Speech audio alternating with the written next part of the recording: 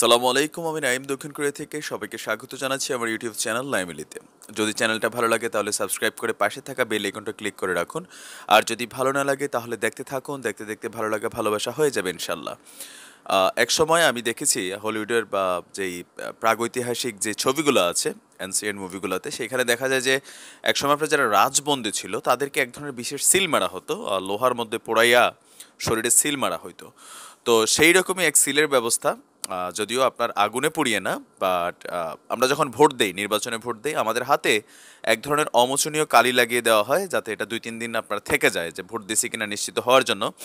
তো এই মুহূর্তে করোনা ভাইরাসে আক্রান্ত যেসব বা করোনা ভাইরাসে আক্রান্ত হতে পারেন সন্দেহজনক যেসব ব্যক্তিরা আছেন, বিশেষ করে যারা প্রবাস থেকে আসছেন, বিদেশ থেকে বাংলাদেশে আসছেন বা ভারতে আসছেন, তাদের ক্ষেত্রে সরকারকে একটু হিমশিম পেতে হচ্ছে। একটাই কারণ, আমরা বাঙালির একটু আড্ডাবাজ, বা ধরেন যখন বিদেশ থেকে দেশে আসি এলাকার মানুষের সাথে দেখা সাক্ষাৎ করা, বাজার ঘাটে ঘোরাফেরা করা, এটা আমাদের একটা প্রবণতা।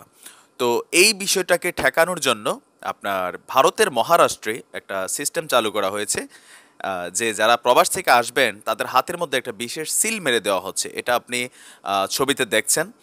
আর এটা মারার একটাই কারণ যে এই রোগীরা যখন আপনার সাধারণ মানুষের সাথে মেলামেশা করে, তাতে হয় কি একজন থেকে হাজার জনের মধ্যে বিষয়টা ছড়িয়ে যাওয়ার সম্ভাবনা আছে।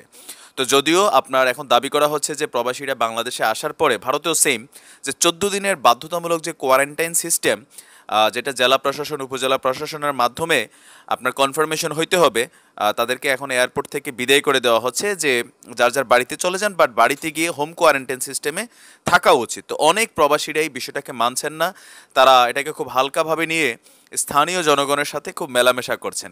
আর এই বিষয়টাকে ঠেকানোর জন্য সরকার ভারতের মহারাষ্ট্রে এটা অলরেডি কার্যকর করেছে। তা আমার মনে হয় যে এটা দেশ এবং জাতির কল্যাণে বাংলাদেশেও আপনার এই সিস্টেমটা অ্যাক্টিভেট করা দরকার। তাহলে হবে কি, একজন কি বলা হয় যে এই ধরনের রোগী সন্দেহভাজন যারা আছেন, তারা ব্যক্তিগত নিজ দায়িত্ববোধ এবং সচেতনতা থেকে তো ঘরে থাকেন না, যদি তারা বাহিরে যায় তাদের বিরুদ্ধে আইনি ব্যবস্থা নেওয়া উচিত। কারণ ভাই, আবেগ দিয়ে সব কিছু হয় না।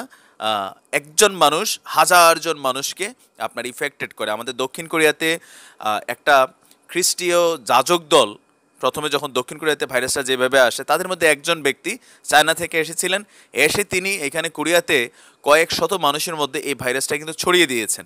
সো এটা দেশের নিরাপত্তার জন্য, দেশের মানুষের কল্যাণের জন্য। এটাতে আবার অনেকে হয়তো পজিটিভ নেগেটিভ মন্তব্য করবেন, বাট আমি আমার জায়গা থেকে মনে করি যে এই ধরনের পদক্ষেপ বাংলাদেশে নেওয়া দরকার। আর যারা প্রবাসী ভাই আছেন তারাও মাশাল্লাহ একটু একটু সাবধানে আপনারা নিজেদেরকে 14 দিনের জন্য একটু কোয়ারেন্টাইন সিস্টেমে, যেটা হোম কোয়ারেন্টাইন সিস্টেম, সেটাকে নিজেদেরকে আবদ্ধ রাখুন। ভালো থাকুন, সুস্থ থাকুন। আল্লাহ সবাইকে করোনা ভাইরাসের হাত থেকে হেফাজতে রাখুক। আসসালামু আলাইকুম রহমতুল্লাহ।